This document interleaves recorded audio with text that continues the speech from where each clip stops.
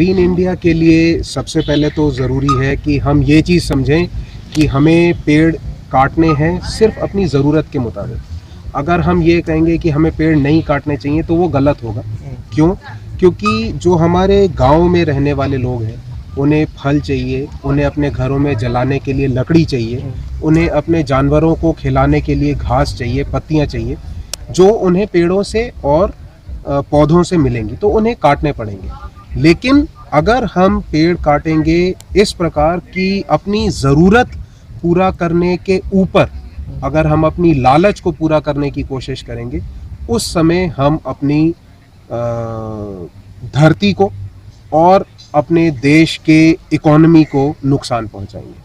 क्यों? क्योंकि उस समय मैं अपना पैसा कमाने के लिए पेड़ काट रहा हूँ, ना कि अपना ज़रूरत पूरी करने के लिए। तो सबसे पहली ज़रूरत हमारी ये है कि हमें पता होना चाहिए कि हमें कितने की ज़रूरत है और कितना हम काटें। ভাৰতখন স্বচ্ছ বা ক্লিন হয়, স্বচ্ছ হয়, তেতিয়াহে বস্তু আগবাঢ়ি যাব। কাৰণ স্বচ্ছতা নাথাকিলে তাত যদি পৰিষ্কাৰ নহয়, বিভিন্ন ক্ষেত্ৰত এইটো প্ৰব্লেম সমস্যা হ'বই।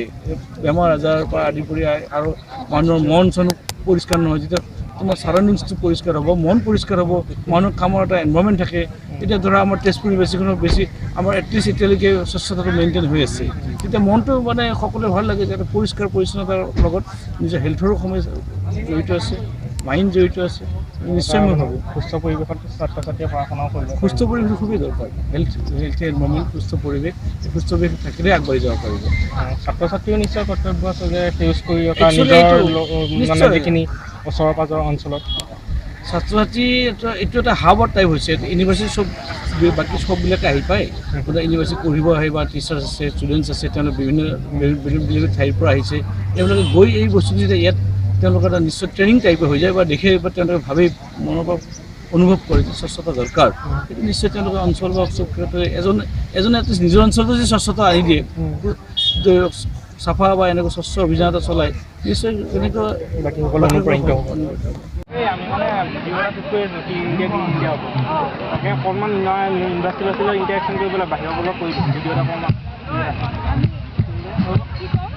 একো অনলাইন মই দুই এটা কুৱেশ্যন সুধিম আৰু তোমালোকে মানে ইণ্ডাষ্ট্ৰিয়েল সুবিধা আহি কেনেকুৱা লাগিছে সেইটো মানে তোমালোকৰ নতুনকৈ ইণ্ডাষ্ট্ৰিয়েল আহিছে, এতিয়া ইয়াৰ পৰিৱেশটো কেনেকুৱা লাগিছে তোমালোকৰ?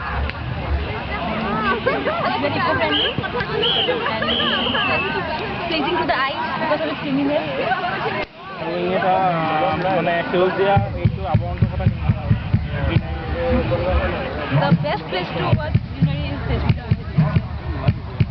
তোমালোকৰ এডমিনিষ্ট্ৰেশ্যনৰ বাহিৰেও আমাৰ ষ্টুডেণ্টখিনিৰ নিজৰ ৰেছপনচিবিলিটি আছে বুলি ভবা নাই তোমালোকে? নিজৰ ঘৰৰ বা নিজৰ অঞ্চলটো এই বিষয়ে নিশ্চয় তোমালোকৰ আমাৰ সবৰে কৰণীয় আছে। আৰু তোমালোকে আমি এটা শ্লোগান আছিলে ক্লিন ইণ্ডিয়া গ্ৰীণ ইণ্ডিয়া, তোমালোকে এবাৰ সকলোৱে ক'বা একেলগে 1 2 3 ক্লিন ইণ্ডিয়া গ্ৰীণ।